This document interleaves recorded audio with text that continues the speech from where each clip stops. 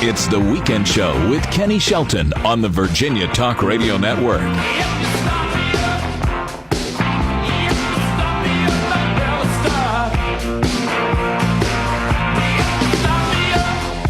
Good morning. It is 11:07 on The Weekend Show here on the Virginia Talk Radio Network. I'm Kenny Shelton, and this segment of the program is being brought to you by Hedges Insurance. Call Trish Hedges if you need insurance for your home and your auto. That's their specialty there. In fact, that's what they help me with every single month. They do great work there. It's Hedges Insurance. Call 237-2021. Hedges Insurance, 237-2021. The staff there, they know what they're talking about. They can get the job done for you very quickly and efficiently, and like they do with me, help you save a lot of money. And isn't that what it's all about when you're trying to balance your checkbook and get the most out of every month? Do that there. Call Hedges, and thank them for sponsoring our weekend show here on the Virginia Talk Radio Network. Each week at this time, we're happy to have a political commentator and publisher, my friend Dan McDermott. Good morning, Dan. Hello, and how are you this morning? I am doing well, sir. I appreciate you being here. And did you have one of those late nights putting your magazine or your paper together, or are you okay? No, I'm good. That's next week. Okay, so I'll be grouchy next week, but I'm fine this week. All right, we'll anticipate a grouchy Dan McDermott then next week. Unfortunately, Dan, really just tragic, sad news to talk about, and it is definitely the top news story, and that's that Malaysian Airlines flight MH17 shot down by missile. We want to give you the latest information on that. What's your latest insight into that, Dan? Well, I talked to a bunch of people, and I had a long conversation to get some insight on the region yesterday with a good friend of mine who is a Russian emigre. He was born in Kiev and lived there for 15 years before he came to the United States. Now he's a U.S. citizen and very much an anti-Putin U.S. citizen. So he gave me some good insight.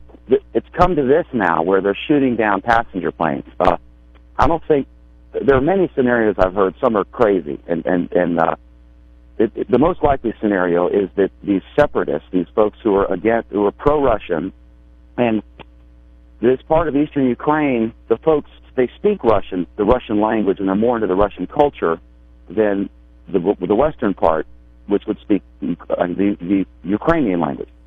So there are some ex-Russian military guys there, and they were. There's so much stuff that's come out. You don't know something. Like at one point they said 23 U.S. citizens were on board, and then it turns out to be one dual citizen. So we've heard so many things, and this happens every time there's breaking news like this. You get, with Twitter, you get all this stuff that's inaccurate. So it's most likely this was a Russian-made. It's called a Buk-M1 missile system. This is not some cave dweller with a bazooka. This is serious hardware. It can go 70-some thousand feet. It can go 6 miles up in the air. This plane was traveling about 3 miles up, and this is a three-part system. There's a command and control vehicle, there's a radar vehicle, and there is the turret vehicle, which has 4 missiles on it. And a typical crew would be 4 people just in the turret vehicle. So it's the typical crew of about 8 people. And this is not something that I could park in your driveway with a manual and you could figure out how to use. You've got to be trained. So the possibilities are that this was either a Russian-supplied and the crew was trained system, or this was captured from Ukraine, and they had some guys who knew how to operate it, or it is a group of soldiers from Ukraine that sort of defected and joined the rebels. In any case, this is serious hardware, and it's scary, for any of us who have flown to think that you could be, you're sitting duck. This thing goes almost 3,000 miles an hour. If you shot them, it would be 30, 40 seconds before they got hit. They wouldn't know it was even coming. And there are still bodies out there now. And the weather in Ukraine right now is like here. It's, high 70s, low 80s by day and upper 60s by night. So 48 hours, that's rough. The investigators are trying to get in there, and I think the first day they let them in for an hour, and then they had to leave. It's clearly, who knows for sure, but it appears that these guys did it. They accidentally shot down the passenger jet thinking it was a Ukrainian transport or some sort of military vehicle or airplane. and they are going to cover it up. And it's just a disaster.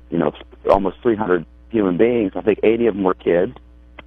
All the top minds in the world who were AIDS experts were on the plane. About 150 of them were from Amsterdam in the Netherlands. And so it's just it's a complete disaster. And it shows you what happens when it's one thing dealing with nation states. And 60 Minutes just had a segment on the nuclear weapon silos. It was a rerun from earlier this year. And they showed how all these checks and balances, even on this antiquated system, and that if two people in the missile silo went rogue, they still couldn't launch the nuclear missiles from a U.S. silo. That is not the case when you have advanced systems in the hands of these ragtag groups competing with other groups. It's a nightmare. It's the nightmare scenario we all fear. Yeah, and anyone flying Malaysian Air certainly has the memory of the plane that just vanished, that we've never been able to find that particular passenger jetliner. And I'm sure you saw the Facebook post where Dutch passenger Corp Han posted the words, "Hey, if it disappears, this is what it looks like," and then had a photo of the plane. He good-naturedly made that post in reference to the Flight 370. And of course, the tragedy occurred. And Dan, you said it's flying. We worry about the safety. Actually, since 9/11, all the changes they made have actually helped make flying in 2013 one of the safer years in aviation history, according to the Aviation Safety Network. They did all kinds of things, as you know, with security that you see at the airports and different things they've done in the cockpit and instructions for the flight crew and all. But who in the world imagines getting in a jet plane, a passenger plane, and being shot down accidentally by a missile? That's a nightmare. No one can do anything about it. There's no way to prevent that of it. That's just nuts. That's why you get scared of flying, even if you tell yourself this is the safest way to fly. When you drove into work this morning, you were more at risk than your typical airline passenger, and the 777 has a great safety record. And Malaysian Airlines, coincidentally, was up until this year, was an award-winning, highly regarded airline. They just had a horrible run of luck this year. So it's crazy, but the thing is, you're up in this can and you're helpless. If something goes wrong, you're going down. It's not like a Cessna where you can kind of glide your way down. That thing falls like a rock. And of course, in this case, this is just a disaster. It was one or two missiles, I think. Yeah. I saw one video of one of these M1s leaving, allegedly, but you don't know if this is photoshopped or from 5 years ago and they're just trying to get YouTube views. But it showed one with two missiles missing, and they were going, and so that means, they shot two of them, and they just shot a transport plane, and they shot a helicopter, these same rebels, earlier, like a week ago. So then there were social media posts where they're bragging about it. It's just, but they didn't realize it. And these things, can you imagine this lady said, I heard a noise, and then she fell through my kitchen. The body was still there because they said, wait for the experts to come. Another lady, 22 years old, lives there, said, there's somebody in my vegetable patch. They were just literally raining down on this town. I can't imagine. We sit here in relative comfort complaining about the NSA snooping on us, and then something like this happens, and it makes you realize, why they're doing that. Yeah, that's a good point. And just to kind of, I hate to even put visuals in people's minds, but this jet passenger plane was literally destroyed by a missile, and at that point, you got people falling from some 30,000 feet, and it's hard to imagine, someone falling through your house, landing in your kitchen like you just described there. That's something, no one's ever going to forget in that regard. Are we satisfied with Putin's response, his reaction to all this? It's just... No. I don't. No, we're not satisfied with Putin's response. He probably gave him the missile, or the possibility. So he certainly fomented and funded and supported these guys. Without Russian support, these ragtag militias would not exist. They got to have food, they got to have munitions, they got to have some training, and they get weapons. That's Putin. That's Putin 101. Yeah, and that's Barack Obama trying to initiate the right steps to take to deal with that as well. I don't know. There's only so much you can do. this is not a U.S.-led investigation. We're sending, I think, one FBI. What I last heard, I got an email from the White House. I think it was one FBI and two NTSB guys, nobody from DOJ, and like 3 guys were sending to assist. And then we heard rumors that the black boxes and the launcher system were taken to Russia, and then they said no, they weren't taken to Russia. So they don't. Last I heard, they don't know where the black boxes are. There's still bodies lying about. Some of the stuff's been looted. It's insane. It's anarchy. And no reason to believe we'll ever get all the answers we would want on all this. Appreciate your review of that story. I think we knew about a day in that it was the Eastern Ukrainian separatists, the guys who were angry at the new president that is pro-Europe versus the old president who was pro-Moscow. And, it's sort of an autonomous zone. I would relate to northern Iraq, the Kurds, where there's sort of an autonomous area where the Kurds control it and the central government in Baghdad does not. I think it's similar to that, if I had to draw an analogy. It's sort of a no man's land. You had a post on your page, on your Facebook page, about. Tell me about the FedEx story real briefly. What's going on with FedEx and illegal drug shipments? You had a story on that this week.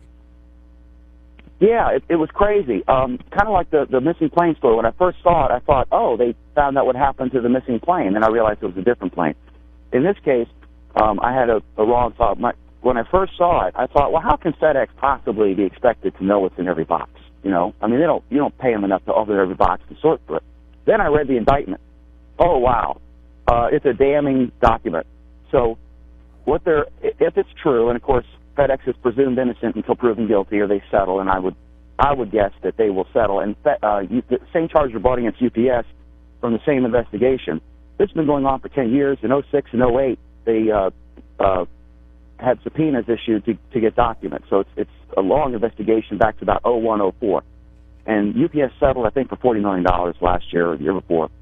But FedEx is alleged to have knowingly shipped prescription medication from Internet sites that were not requiring a doctor's prescription. You could just fill out an online form, I'm sick or I need Viagra or whatever it is. And then they would, your Visa card and you're in business, and they ship it to you. And so it got so crazy that FedEx knew that this was happening, that on 3 separate occasions, 3 or more, people from DEA or FDA or other federal government agencies talked to senior FedEx people to tell them this is going on and stop. They set up they realized that when these companies were raided by the DEA or whatever agency, that they were not going to get their money for the shipments because these were fly by night. They'd last 8 days and then get raided and shut down, and they'd open up shop somewhere else. And so they would go in there. Then they had a separate credit division because they were losing money, and they said, well, you have to pay us in advance because we know you're going to get raided. And then also, if you order something like that, you're not going to have it shipped to your house. So they would have it shipped to a school or a vacant lot.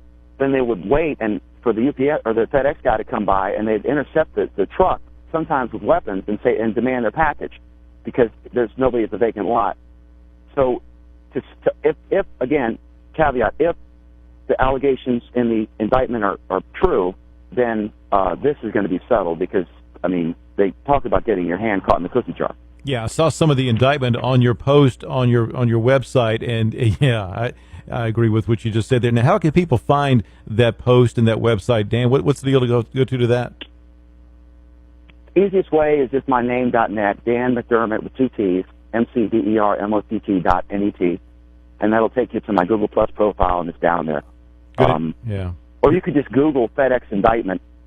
I think it was Los Angeles District Attorney or the U.S. Attorney for L.A. or something that's on her page. But it's a pretty good read, and it's kind of shocking. And FedEx is a brand I've always had the highest respect for. No Talk doubt. about an American iconic company. No doubt. Right there, born and raised in Memphis, Tennessee, no doubt. Dan, I always appreciate your time. Absolutely. Nothing wrong with that. Nothing wrong with that at all. 2 good things have come out of Memphis. Yeah, that's right. I know the other. I hope you're thinking what I'm thinking. Anyway, Dan, thanks so much for your time. Again, follow Dan on Facebook, Dan McDermott.